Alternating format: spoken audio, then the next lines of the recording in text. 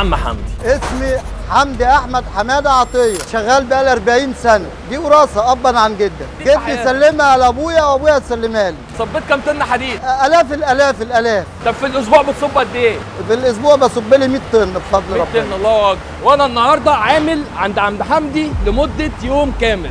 الحديد عشان نعيد تصنيعه لازم يخش اول مرحله ليه ان انا احوله لحديد منصهر، والموضوع مش ببساطه بجيب الحديد وادخله في فرن واولع فيه وكده انا بقيت بسيحه، لا، في تكنولوجيا كبيره جدا ورا الموضوع، وفي انواع افران كتيره جدا، في فرن الكهرباء اللي بيستخدم الكهرباء وغيره وغيره وغيره، لكن الفرن اللي احنا هنشتغل بيه النهارده ده الفرن اللي بيستخدموه اجدادي اجداد اجداد اجدادي بقالهم مئات السنين، وبيتسمى عندنا في مصر بنسيح الحديد بالفرن البلدي. يلا روح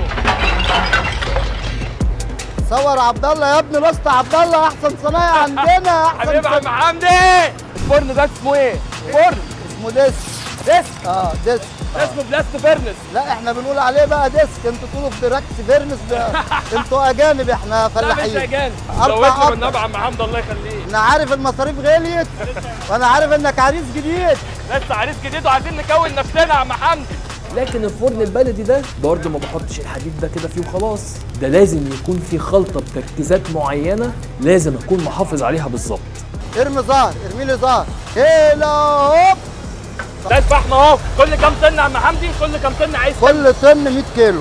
ده حجر جيري اهو، 50 كيلو حجر جيري على كل طن حديد.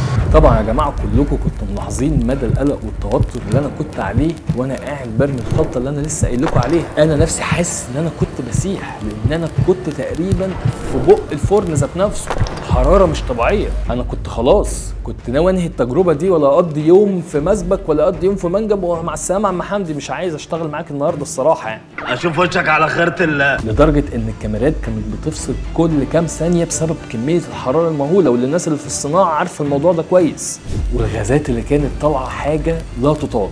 هتقولي ما لبستش ماسك ليه؟ الماسك يا جماعه مجرد ما طلعته ودخلت بيه المكان ساح مني اصلا، لدرجه ان انا ما لحقتش اصوره، اختفى. بس على الاقل اللي قدرت انجح فيه ان انا تميت اول خطوه واهم خطوه، وان انا اغذي الفرن بالخلطه المناسبه عشان يطلع لي من الناحيه الثانيه حديد سايح فيه الصفات اللي احنا عايزينها بالظبط.